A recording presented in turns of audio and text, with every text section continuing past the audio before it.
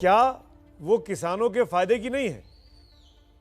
अगर 8 लाख हेक्टेयर बढ़ गया गन्ने का उत्पादन, क्या ये फायदे की बात नहीं है? ऐसा होता है कि सुरेश राणा जी हो या कोई भी सरकार का मंत्री हो, वो खुद अपने प्रोपेगेंडे का शिकार हो जाता है। जो झूठ बोलते हैं जनता से, कुछ दिनों बाद उस झूठ पे विश्वास करने लगते हैं। मुझे यकीन है कि समझदार आदमी है, ये अपने खुद प्रोपेगेंडे पे विश्वास नहीं करेंगे। और ये आंकड़ों के पीछे जो छुपने वाला खेल है ना, जमीन पे बैठा हुआ किसान उस खेल को समझता है। अगर न समझ रहा होता तो सुरेश राणा जी के लिए बड़ी दिक्कतें ना होती जो इस वक्त उन्हें अपने क्षेत्र में दिक्कत आ रही है, और सारे जितने बीजेपी के कैंडिडेट हैं उन्हें दिक्कत आ रही है। किसान बेवकूफ नहीं है, किसान से ज्यादा समझदार कोई नहीं होता, और किसान जो है वो जानता है उसका हित क्या है, उसका हित क्या नहीं है। इन्होंने उसके साथ विश्वासघात किया है मुसलसल। क्या इसी किसान ने वोट दिया था आपको? इसी किसान ने 2017 में वोट दिया था, 2019 में भी दिया था। लेकिन वही किसान जो है आज दर मारा घूम रहा है। आज उसके पास खाद नहीं मिल रही है, आज बिजली के दाम इतने ज्यादा हैं, आज उसको जो है उसके बच्चे बेरोजगार हैं, नौजवान बिल्कुल बेरोजगार है, बुरा हाल है। गरीबी, जो अच्छा किसान था, समृद्ध किसान था, वो आज गरीबी की रेखा पे आ गया है। तो आप कहां ले गए खींच के उत्तर प्रदेश को? पश्चिमी उत्तर प्रदेश जो सबसे आगे था उसको आपने धकेल दिया। और आप इस झूठे प्रोपेगेंडे को बड़े बड़े होर्डिंग लगा के, बड़े बड़े ऐड देकर अगर उस पर विश्वास करते हैं तो माफ कीजिएगा, आपको 10 तारीख को समझ में आ जाएगा, 14 तारीख को समझ में आ जाएगा कि किसान जो है किस तरह से आपके खेल को समझ चुका है। शाहिद भाई मुसलमान और आपकी इस टिप्पणी के बीच में आपसे जरूर पूछना चाहूंगा शाहिद सिद्दीकी, क्योंकि वक्त की कमी है, ये इस मुद्दे को छूना भी बहुत जरूरी है। आप जिस इलाके में बैठे हुए हैं, जिस इलाके से आप आते हैं, आपकी पार्टी का दबदबा है पश्चिमी यूपी, वहां पे किसान जाट के अलावा मुसलमान भी एक बहुत इंपॉर्टेंट वोटर है। क्या इस बार जाट और मुसलमान एक साथ है जो बात कही गई?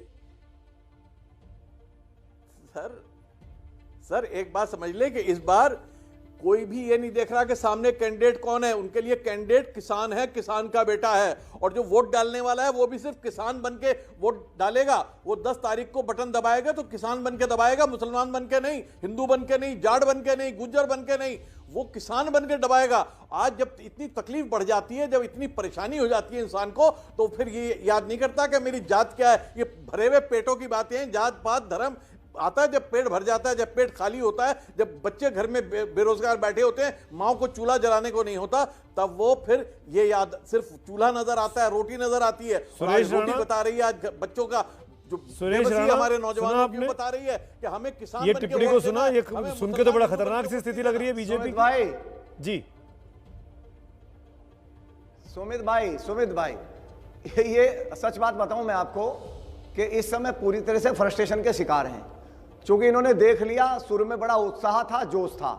जब ये वोट मांगने गए तो सबसे पहले गठबंधन जो इन्होंने किया, तो कार्यकर्ता ने आरएलडी के पूछा कि कौन है वो जिन्होंने चौधरी अजीत सिंह जी को, हमारे बहुत बड़े नेता जिनका हम बहुत सम्मान सब लोग करते हैं, उनको किसने रोका था मुख्यमंत्री बनने से? जब इनसे सवाल पूछा तो बगले झांकने लगे। जीरो पार्टी, जब उनसे पूछा था कि किसानों के खिलाफ किसानों के खिलाफ झूठे मुकदमे किसने किए, तो बगले झांकने लगे। जब इनसे पूछा कि सरकारी विमान में बैठा करके दंगाइयों को बिरयानी किसने खिलाई, तो ये बगले झांकने लगे।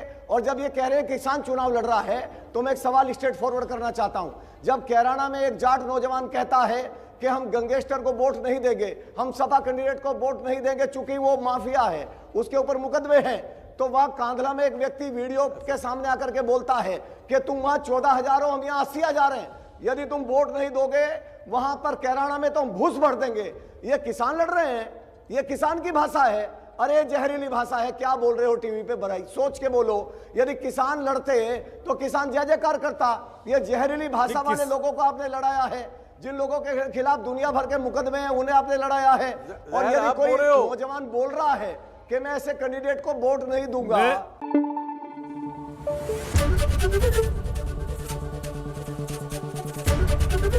एबीपी न्यूज आपको रखे आगे।